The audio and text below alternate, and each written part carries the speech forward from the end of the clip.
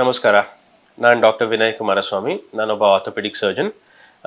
ನಾನು ಫೋರ್ಟಿಸ್ ಆಸ್ಪತ್ರೆ ರಾಜಾಜಿನಗರದಲ್ಲಿ ಕೆಲಸ ಮಾಡ್ತಾ ಇದ್ದೀನಿ. ನಾನು ಮಂಡಿ ಮತ್ತು ಭುಜದ ತಜ್ಞ.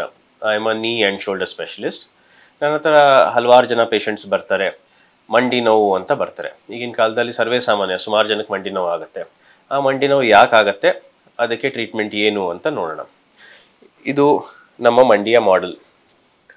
ನಮ್ಮ ಮಂಡಿಲಿ ಒಂದು ತೊಡೆ ಮೂಳೆ ಇರುತ್ತೆ, ಒಂದು ಕಾಲಿನ ಮೂಳೆ ಇರುತ್ತೆ. ಅದರ ಸುತ್ತ ಒಂದು ಸ್ಮೂತ್ ಕವರಿಂಗ್ ಇರುತ್ತೆ, ಹೊಸದಾಗಿ ಹಾಕಿರೋ ರೋಡ್ ಥರ ಸ್ಮೂತ್ ಆಗಿರುತ್ತೆ. ಅದು ಸ್ಮೂತಾಗಿದ್ದರೆ ಮಂಡಿ ಸ್ಮೂತಾಗಿ ಮೂವ್ ಆಗುತ್ತೆ. ಅದು ರಫ್ ಆಗ್ತಾ ಬರುತ್ತೆ ವಯಸ್ಸಾಗ್ತಾ ಆಗ್ತಾ. ಅದನ್ನು ಸವಿಯೋದು ಅಂತ ಹೇಳ್ತೀವಿ. ಮಂಡಿ ಸವಿಯೋದು ತುಂಬ ಪ್ರಮುಖವಾದ ಕಾರಣ ಮಂಡಿ ನೋವು ಅಂತ ನಮ್ಮಲ್ಲಿ ಬರೋ ಪೇಷಂಟ್ಸ್ಗೆ. 40 ವರ್ಷದ ಮೇಲೆ ಮಂಡಿ ಸವಿಯೋ ಸಾಧ್ಯತೆ ಇರುತ್ತೆ. ಅಕಸ್ಮಾತ್ ಮಂಡಿ ಸವಿತಾ ಇದ್ದರೆ ನಾವು ಅದಕ್ಕೆ ಒಂದು ಎಕ್ಸ್ರೇ ಮಾಡಿಸ್ತೀವಿ. ಕೆಲವೆಲ್ಲ ಮಾತ್ರೆಗಳಿದೆ, ಅದನ್ನು ಕೊಡ್ತೀವಿ. ಆ ಮಂಡಿ ಸವಿಯೋದ್ರಲ್ಲಿ 1, 2, 3, 4 ಅಂತ 4 ಗ್ರೇಡ್ ಇದೆ. ಮೊದಲನೇ ಗ್ರೇಡು, 2ನೇ ಗ್ರೇಡು, 3ನೇ ಗ್ರೇಡ್ ಅಂದರೆ ಇನ್ನೂ ಸವಿಯೋಕ್ಕೆ ಶುರು ಆಗ್ತಾ ಇದೆ ಅಂತ. ಅಂಥ ಕೇಸ್ಗಳಲ್ಲಿ ತೂಕ ಕಡಿಮೆ ಮಾಡ್ಕೋಬೋದು, ಎಕ್ಸಸೈಸ್ ಮಾಡೋಕ್ಕೆ ಶುರು ಮಾಡ್ಬೋದು ರೆಗ್ಯುಲರ್ ಆಗಿ. ಹಲವಾರು ಮಾತ್ರೆಗಳಿದೆ. ಕೆಲವು ಪೇಷಂಟ್ಗಳಿಗೆ ನಾವು ಮಂಡಿ ಒಳಗೆ ಇಂಜೆಕ್ಷನ್ಗಳು ಕೊಡ್ತೀವಿ. ಕೆಲವು ಥರ ಬೆಲ್ಟ್ಗಳು ಬರುತ್ತೆ, ಅದನ್ನು ಹಾಕ್ಬೋದು. ಫಿಸಿಯೋಥೆರಪಿ ಅಂತ ಹೇಳ್ತೀವಿ, ಫಿಸಿಯೋಥೆರಪಿ ಮಾಡ್ಬೋದು. ಮೊದಲನೇ 3 ಗ್ರೇಡಲ್ಲಿ ಇದೆಲ್ಲ ಕೆಲಸ ಮಾಡುತ್ತೆ. 4ನೇ ಗ್ರೇಡ್ ಆರ್ಥರೈಟಿಸ್ ಅಂದರೆ ಮಂಡಿ ಪೂರ್ತಿ ಸೌದೋಗಿದ್ದಾಗ ಆವಾಗ ಇವೆಲ್ಲ ಕೆಲಸ ಮಾಡದೇ ಇರ್ಬೋದು.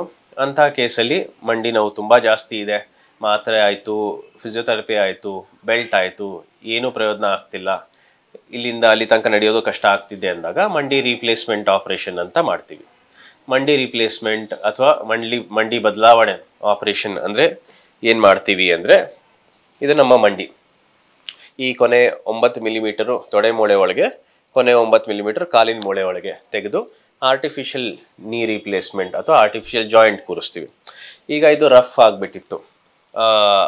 ಆ ಹೊಸ ಮಂಡಿ ರೀಪ್ಲೇಸ್ಮೆಂಟು ಸ್ಮೂತ್ ಆಗಿರುತ್ತೆ, ಚೆನ್ನಾಗಿ ಮೂವ್ ಆಗುತ್ತೆ. ನಾವು ಆಪ್ರೇಷನ್ ಮಾಡೋ ಅಷ್ಟರಲ್ಲಿ ಸುಮಾರು ಜನಕ್ಕೆ ಮಂಡಿ ಸ್ವಲ್ಪ ಸೊಟ್ಟ ಕೂಡ ಆಗಿರುತ್ತೆ. ಆಪ್ರೇಷನ್ ಅದನ್ನು ಕೂಡ ಸರಿ ಮಾಡ್ತೀವಿ. ಸೊ ಅದರಿಂದ ಪೇಷಂಟ್ಗಳಿಗೆ ನೋವು ಕಡಿಮೆ ಆಗುತ್ತೆ, ಮಂಡಿ ಸೊಟ್ಟಕ್ಕಿರೋದು ಕೂಡ ಸ್ಟ್ರೈಟ್ ಆಗುತ್ತೆ, ಅವರು ಚೆನ್ನಾಗಿ ನಡೆಯೋಕ್ಕೆ ಶುರು ಮಾಡ್ತಾರೆ. ಈ ಥರ ಮಂಡಿ ರೀಪ್ಲೇಸ್ಮೆಂಟ್ ಮಾಡೋದ್ರಿಂದ ಸುಮಾರು ಜನಕ್ಕೆ ಒಳ್ಳೆಯದಾಗಿದೆ.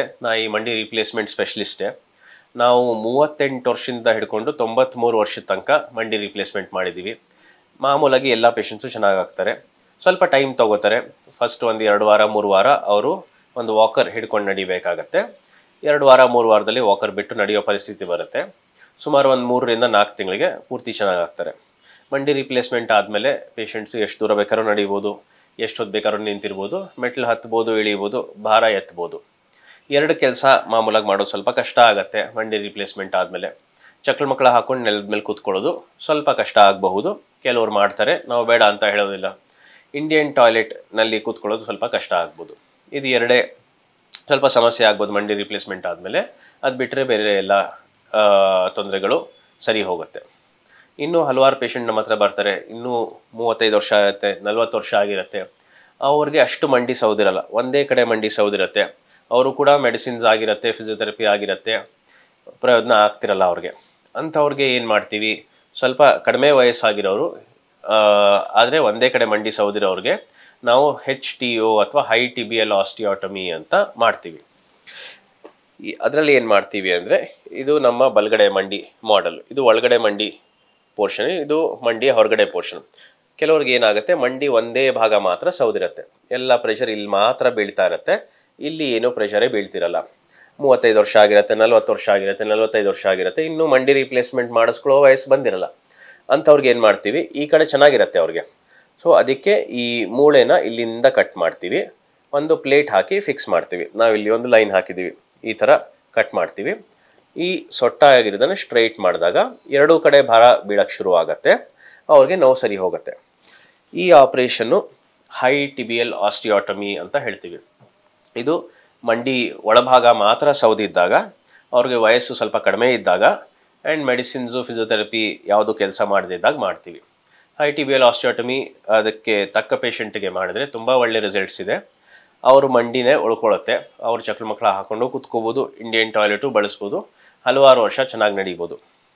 ಸೊ ನಾವು ಇವತ್ತು ತಿಳ್ಕೊಂಡ್ವಿ ಮಂಡಿ ನೋವು ಕಾಮನ್ ಆಗಿ ಯಾಕೆ ಬರುತ್ತೆ ಇನ್ನು ಏಟು ಬೀಳದೆ ವಯಸ್ಸಾಗ್ತಾ ಆಗ್ತಾ ಬಂದರೆ ಅದು ಮಾಮೂಲಾಗಿ ಆರ್ಥರೈಟಿಸ್ ಅಥವಾ ಸವಿಯೋದು ಅಂತ ಇರುತ್ತೆ. ಅದು ಪೂರ್ತಿ ಸೌದೋದಾಗ ಸ್ಟೇಜ್ 4 ರೀಚ್ ಆದಾಗ, ಮಂಡಿ ಪೂರ್ತಿ ಸೌದೋದಾಗ ಮಂಡಿ ರೀಪ್ಲೇಸ್ಮೆಂಟ್ ಅಥವಾ ಮಂಡಿ ಬದಲಾವಣೆ ಆಪ್ರೇಷನ್ ಮಾಡ್ತೀವಿ.